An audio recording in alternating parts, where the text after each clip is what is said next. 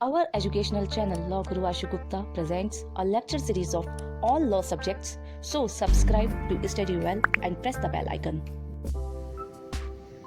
नमस्कार दोस्तों, मैं आशु गुप्ता अपने चैनल लॉ गुरु आशु गुप्ता में आप सभी का आज फिर से स्वागत करता हूं। एनवायरमेंटल लॉ की पिछली वीडियोस में हमने बात की थी कि कौन कौन से ऐसे मेन लेजिस्लेशन है, मेजर लेजिस्लेशन है जो आपके एग्जाम में पूछे जाते हैं। लेकिन आज हम बात करने जा रहे हैं ऐसी कॉन्फ्रेंसेस के बारे में, यानी कि वर्ल्ड कॉन्फ्रेंसेस के बारे में, जहां से डेवलपमेंट ऑफ एनवायरमेंटल लॉ निकल कर आता है, यानी कि एनवायरमेंटल लॉ का डेवलपमेंट किस किस तरीके से हुआ। वहां पर एक बड़े ही इंपॉर्टेंट क्वेश्चन कॉन्फ्रेंसेस के माध्यम से आपके एग्जाम में पूछे जाते हैं और अक्सर 20-20 नंबर में ऐसी कॉन्फ्रेंसेस, वर्ल्ड कॉन्फ्रेंसेस जो इस लेवल पर हुई एनवायरमेंटल लॉ को लेकर, वो आपके एग्जाम में पूछी जाती है। तो ध्यान रखिएगा उन्हें और ध्यान से समझिएगा, क्योंकि अगर वो कॉन्फ्रेंसेस आपको पता है तो definitely development of environmental law अपने आप में उसकी पिक्चर आपके माइंड में क्लियर हो जाती है। और साथ ही मेन लेजिस्लेशन जो एनवायरमेंटल लॉ पर बने हैं उसके बारे में भी आपको क्लियर पता लग जाता है कि वो कहां से अराइज हुए हैं, किस तरीके से बने हैं और किस तरीके से एनवायरमेंटल अवेयरनेस या ग्लोबल वार्मिंग की जहां पर हम बात करते हैं या और अदर थिंग्स की, जैसे सस्टेनेबल डेवलपमेंट की बात करते हैं, तो वो जो टर्म्स है वो कहां से कौन सी वर्ल्ड कॉन्फ्रेंसेस से निकल कर रही है, जिन पर 20-20 मार्क्स के क्वेश्चन अक्सर आपके एग्जाम में पूछे जाते हैं। तो ध्यान से इस वीडियो को लास्ट तक जरूर देखिएगा, क्योंकि आने वाली वीडियोस में फिर इसके इंपॉर्टेंट क्वेश्चंस के बारे में भी हम बात करेंगे। तो ऐसे ही हमारे साथ बने रहिएगा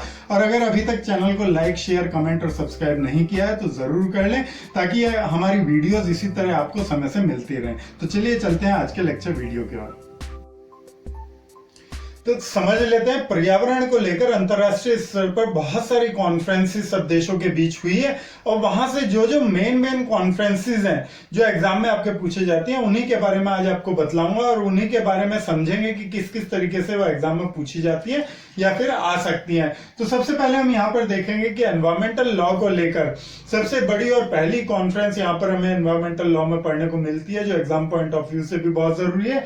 यहाँ पर हम देखेंगे स्टॉकहोम कॉन्फ्रेंस, जो स्वीडन में हुई थी 1972 में। इसे सबसे पहली कॉन्फ्रेंस माना जाता है और यहाँ पर यह कहा जाता है कि इसी दिन, इसी कॉन्फ्रेंस में यहाँ 5 जून को वर्ल्ड एनवायरमेंट डे बनाया जाता है, जो आपने इस महीने बनाया भी है 5 तारीख को। तो वर्ल्ड एनवायरमेंट डे यानी कि विश्व पर्यावरण दिवस इसी कॉन्फ्रेंस के द्वारा 1972 में सबसे पहले डिक्लेयर किया गया था। यानी कि एनवायरमेंटल लॉ में सारी की सारी बात अगर वर्ल्ड लेवल पर स्टार्ट होती है तो इसी कॉन्फ्रेंस से स्टार्ट होती है और उसी के बाद जो अलग अलग तरीके से रूल्स, रेगुलेशंस और अलग अलग देशों में अलग अलग एक्ट इसे लेकर बनाए गए, वो निकलते हुए दिखते हैं। लेकिन यहाँ पर देखते हैं कि किस तरीके से ये डेवलपमेंट फेज में इन कॉन्फ्रेंसेस के माध्यम से अलग अलग स्टेट में पहुंचा एनवायरमेंटल लॉ। तो वहां पर सबसे पहला नाम आता है स्टॉकहोम कॉन्फ्रेंस का, जो 1972 स्वीडन में हुई और इस पर एक 20 नंबर का क्वेश्चन अलग से आपसे पूछा भी जाएगा, तो ध्यान रखेंगे।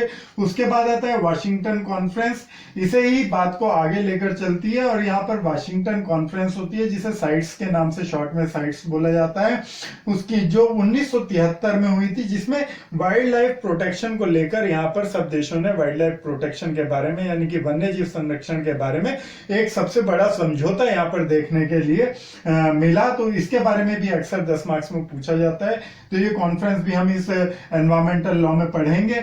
उसके बाद आता है हेलसिंकी कॉन्फ्रेंस। देखिए, ये जो नाम दिए गए हैं इसका मतलब है कि ये उस जगह के नाम है जहां पर ये कॉन्फ्रेंसेस हुई हैं, तो उसी तरीके से यहाँ पर नाम रखे जाते हैं उन कॉन्फ्रेंसेस के ज्यादातर। तो यहाँ पर हेलसिंकी कॉन्फ्रेंस आई जो 1974 में हुई, जिसने सी एनवायरमेंट प्रोटेक्शन, यानी कि समुद्र का जो बाल्टिक क्षेत्र था उसमें जो एनवायरमेंटल पॉल्यूशन हुआ था उसके प्रोटेक्शन को लेकर, यानी कि समुद्री पर्यावरण संरक्षण को लेकर ये कॉन्फ्रेंस गठित की गई, समुद्र के पर्यावरण को बचाने के लिए। तो वहां पर 1974 में ये हेलसिंकी कॉन्फ्रेंस सबसे पहले की गई। उसके बाद आता है लंदन कॉन्फ्रेंस। लंदन कॉन्फ्रेंस भी इंपॉर्टेंट कॉन्फ्रेंस है, ध्यान रखिएगा, जहां पर प्रिवेंशन ऑन सी पॉल्यूशन, यानी कि समुद्र में जो भी पॉल्यूशन होता था उसे किस तरीके से रोका जाए, उस बारे में बात की गई 1975 में लंदन कॉन्फ्रेंस में। उसके बाद आता है यहाँ पर नैरोबी कॉन्फ्रेंस, जो 1978 में आई और जहां पर हैबिटेट संस्था बनी। हैबिटेट आपने नाम सुना होगा, इसके बारे में डिटेल में चर्चा करेंगे आगे लेक्चर सीरीज में। तो हैबिटेट संस्था यहाँ से बनकर आई नैरोबी कॉन्फ्रेंस से।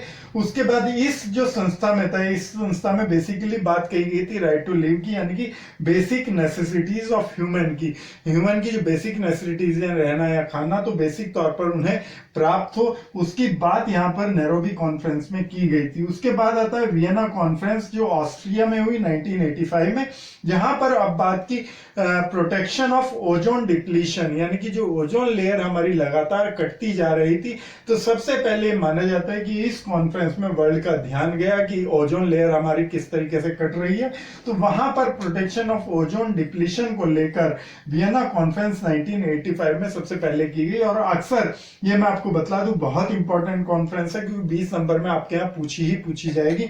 यहीं से ओजोन लेयर की बात सबसे पहले विश्व को पता लगी थी, और यहीं से ओजोन लेयर को बचाने का जो फॉर्मेट था, जो कार्बन ट्रेडिंग वगैरह था, ये सब आगे क्योटो प्रोटोकॉल हम पढ़ेंगे।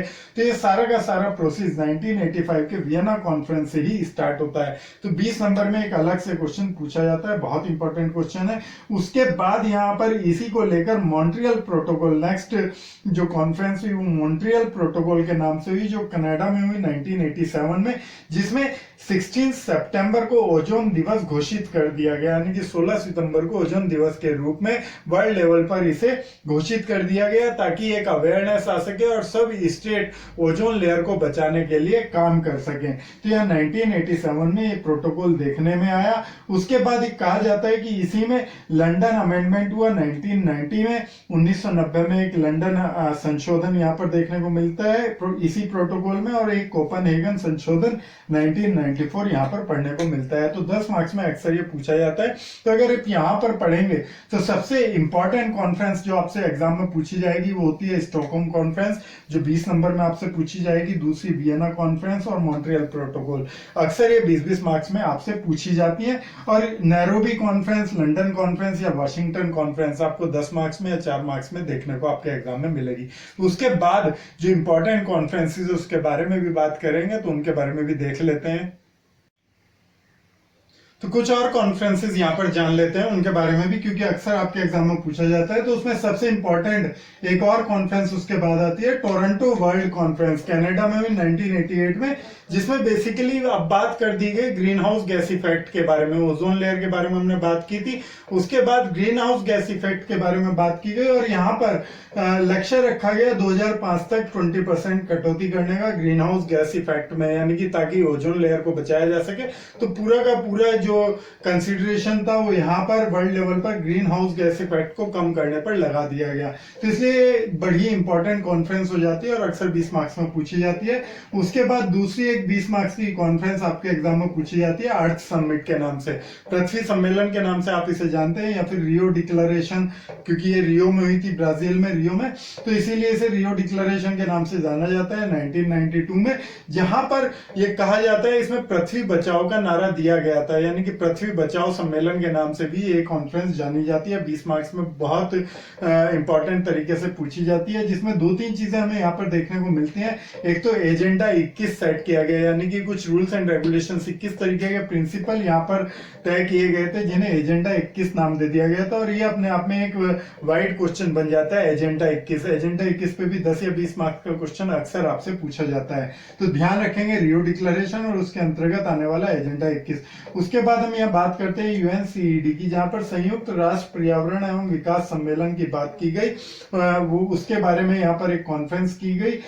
उसके बाद आता है जैव विविधता अभिसमय 1992, तो बायोडाइवर्सिटी की बात यहाँ पर आ जाती है इस कॉन्फ्रेंसिस में। तो एक तरीके से देखते हैं कि रियो डिक्लेरेशन बहुत ही इंपॉर्टेंट पार्ट है एनवायरमेंटल लॉ में, और अक्सर 20 और 10 नंबर में 2 क्वेश्चन यहाँ से अक्सर आते ही आते हैं, मान के चलिएगा। तो इसे जरूर तैयार कर लीजिएगा, क्योंकि 30 नंबर का आपको यहाँ से क्वेश्चन मिल ही जाएगा, जहां तक मैं सजेस्ट करता हूं, तो ध्यान से देखेंगे। उसके बाद आता है बड़ा ही इंपॉर्टेंट क्वेश्चन है क्योटो प्रोटोकॉल। आपने बहुत ज्यादा आपने सुना होगा, हाईलाइटेड वर्ड है क्योटो प्रोटोकॉल, जहां पर कोप सीरीज आई थी, COP सीरीज, यानी कि ये जो कॉन्फ्रेंस थी, ये जो प्रोटोकॉल था, अपने आप कई सीरीज में होते हुए चला, COP 1, COP 2, COP 3, COP 4। तो इस तरीके से कई देशों में, अलग अलग देशों में कॉन्फ्रेंस रखी गई, और यहाँ पर बड़ा ही इंपॉर्टेंट रोल प्ले होता है, क्योंकि ये जो क्योटो प्रोटोकॉल था, बेसिकली कार्बन ट्रेडिंग का एक नया फॉर्मूला यहाँ पर लेकर आया गया। तो कार्बन ट्रेडिंग के नाम से भी ये प्रिंसिपल आपसे पूछा जाता है। है। तो ध्यान रखेंगे 20 मार्क्स का ये क्वेश्चन क्योटो प्रोटोकॉल को लेकर बनता है जो 1997 में किया गया था। ठीक, उसमें एक चीज और आप देखेंगे यहाँ पर UNFCCC, United nation framework convention on climate change, यानी कि क्लाइमेट चेंज को लेकर भी यहाँ पर बातें आ गई थी कि उस पर भी यहाँ पर कन्वेंशन हुई। और यहाँ पर एक चीज और रखी गई कि ग्रीन हाउस गैसेज में 5.2% कटौती पर आम सहमति बनी। ऊपर देखेंगे तो 20% कटौती का लक्ष्य रखा गया था इस कॉन्फ्रेंस में, लेकिन 1988 से 1997 तक आते आते यहाँ पर केवल 5.2% तक पर ही सब स्टेट आपस में सहमत हो पाए। और साथ ही कार्बन ट्रेडिंग का फॉर्मूला मैंने आपको बताया वो आ ही गया था, उसके बारे में भी पढ़ेंगे। अगर आप कहेंगे तो मुझे कमेंट करके जरूर बतलाइएगा, लेकिन यहाँ पर आपको मालूम होना चाहिए कि कार्बन ट्रेडिंग क्या है। तो इसीलिए मैंने आपको बतला दिया कि वो कार्बन ट्रेडिंग यहाँ से अराइज होता है क्वेश्चन, तो ध्यान रखेंगे जब भी पढ़ेंगे। उसके बाद एक आता है बॉन एग्रीमेंट 2001, यानी कि 2001 में एक बॉन एग्रीमेंट हुआ, इसके बारे में भी बात करते हैं। हालांकि ज्यादा पूछा नहीं जाता है, लेकिन फिर भी एनवायरमेंटल लॉ अगर आप पढ़ते हैं तो इंपॉर्टेंट कंसेप्ट है। उसके बाद एक इंपॉर्टेंट क्वेश्चन आता है जोहान्सबर्ग अर्थ समिट, यानी कि ये साउथ अफ्रीका में हुआ था। जोहान्सबर्ग साउथ अफ्रीका में है। 2002 में ये समिट हुआ था, सम्मेलन, जोहान्सबर्ग पृथ्वी सम्मेलन के नाम से भी इसे जानते हैं हिंदी में, जहां पर सस्टेनेबल डेवलपमेंट के फॉर्मूले को लागू किया गया। सस्टेनेबल डेवलपमेंट यानी कि सतत विकास, फ्यूचर पर्सपेक्ट को देखते हुए फ्यूचर के लिए, यानी कि फ्यूचर में हमारी जो जनरेशन है उनके लिए अच्छे एनवायरनमेंट को बनाना, ये यहाँ पर सस्टेनेबल डेवलपमेंट के नाम से लाया गया था। सतत विकास यानी कि जो डेवलपमेंट हो इस तरीके से हो कि कम से कम एनवायरनमेंट को नुकसान हो, तो इसे सस्टेनेबल डेवलपमेंट बोलते हैं। और आप देखेंगे कि अपने आप में ये कॉन्फ्रेंस तो 20 नंबर में पूछी ही जाती है, जोहान्सबर्ग अर्थ समिट। साथ ही साथ एक क्वेश्चन सस्टेनेबल डेवलपमेंट का भी 20 नंबर में आपके एग्जाम में हर बार पूछा जाता है, कंपलसरी क्वेश्चन है, ध्यान रखेंगे। और ये जो सस्टेनेबल डेवलपमेंट का फॉर्मूला था, ये सबसे पहले ब्रटलैंड रिपोर्ट 1987 में हमें पढ़ने को मिला था, यानी कि ब्रटलैंड रिपोर्ट भी यहाँ पर क्वेश्चन आता है 20 या 10 नंबर में। ब्रटलैंड रिपोर्ट 1987 में आई थी, उसके बारे में भी जब भी आप एग्जाम देने जाएं तो उसे जरूर पढ़ कर जाएं। ठीक है, आने वाली सीरीज में इनके बारे में बात भी करेंगे धीरे धीरे, ऐसा नहीं है कि यही छोड़ देंगे, धीरे धीरे आते रहेंगे, क्योंकि अभी टाइम की कमी है। तो काफी सब्जेक्ट्स हम लोग लेकर चल रहे हैं, काफी सब्जेक्ट्स की लेक्चर सीरीज, तो एक एक करके धीरे धीरे हम लोग उस पर आ रहे हैं। ठीक, उसके बाद आता है कोप 8 कॉन्फ्रेंस। मैंने आपको बताया था यहाँ पर कोप सीरीज चली थी, तो कोप 8 तक आते आते कोप 8 कॉन्फ्रेंस हुई न्यू दिल्ली में 2002 में, जो सस्टेनेबल डेवलपमेंट जिसका विषय रखा गया था, सस्टेनेबल डेवलपमेंट पर ही यहाँ पर बात हुई। उसके बाद आता है कोपेनहेगन कॉन्फ्रेंस डेनमार्क में 2009 में, ये भी एक इंपॉर्टेंट कॉन्फ्रेंस है और 10 मार्क्स में 4 मार्क्स में आपके एग्जाम में पूछी जाती है। इसका जो इंपॉर्टेंट होने का कारण क्या है? इसके इंपॉर्टेंट होने का कारण ये है क्योंकि यहाँ पर जो क्योटो एग्रीमेंट उस समय हुआ था, जो क्योटो प्रोटोकॉल 1997 में बनाया था, वो 2012 में जाकर उसकी जो कंडीशंस थी वो कंप्लीट हो जा रही थी। तो एक तरीके से जो क्योटो एग्रीमेंट था, जो क्योटो प्रोटोकॉल वाला एग्रीमेंट था, उसे ही यहाँ पर कोपेनहेगन कॉन्फ्रेंस में रिप्लेस करके रिनोवेट किया गया और नए तरीके से उसे बनाया गया, नई तरीके से दोबारा लागू किया गया उसकी टर्म्स एंड कंडीशंस। तो इसे एक तरीके से आप कह सकते हैं रिप्लेस क्योटो एग्रीमेंट, यानी कि क्योटो एग्रीमेंट को जिसके द्वारा रिप्लेस किया गया, that is called a Copenhagen conference 2009। इसीलिए ये जो कॉन्फ्रेंस है बड़ी ही इंपॉर्टेंट हो जाती है। उसके बाद एक कॉन्फ्रेंस और आती है डेनमार्क कॉन्फ्रेंस, जो 2013 में हुई थी, तो उसके बारे में भी आप देख लीजिएगा। हालांकि ज्यादा नहीं पूछा जाता, लेकिन 4 मार्क्स में उस पर क्वेश्चन बन जाता है। तो इस तरीके से आज हमने समझी कि इसमें कौन कौन से मेन कॉन्फ्रेंसेस यहाँ पर डेवलपमेंट ऑफ एनवायरमेंटल लॉ को लेकर पूछी जाती हैं आपके एग्जाम पॉइंट ऑफ व्यू में। उम्मीद करता हूं कि पूरा का पूरा जो एनवायरमेंटल वर्ल्ड कॉन्फ्रेंस है वो आपको समझ आ गई होंगे और इनके हिसाब से अपनी प्रिपरेशन करके जाएंगे तो आप देखेंगे 50% क्वेश्चन इन्हीं कॉन्फ्रेंसेस से आपके एग्जाम में पूछे भी जाते हैं। तो ध्यान रखिएगा और ध्यान से जरूर पढ़िएगा और ऐसे ही हमारे साथ बने रहिएगा। और अगर वीडियो अच्छी लगे तो लाइक, शेयर, कमेंट और सब्सक्राइब करना बिल्कुल भी मत भूलिएगा। और अगर अभी भी आप इनके बारे में हमारे से और जानना चाहते हैं और डिटेल में पढ़ना चाहते हैं, आपके एग्जाम्स हैं तो तेजी से उसे कवर अप करना चाहते हैं, तो हमारी ऑनलाइन लाइव क्लासेस के माध्यम से आप उसे ज्वाइन कर सकते हैं, जिसके कॉन्टैक्ट नंबर नीचे डिस्क्रिप्शन बॉक्स में दिए गए हैं, या फिर हमारी वेबसाइट पर विजिट कर वहां पर कॉन्टैक्ट फॉर्म भर सकते हैं। तो थैंक यू वेरी मच, धन्यवाद।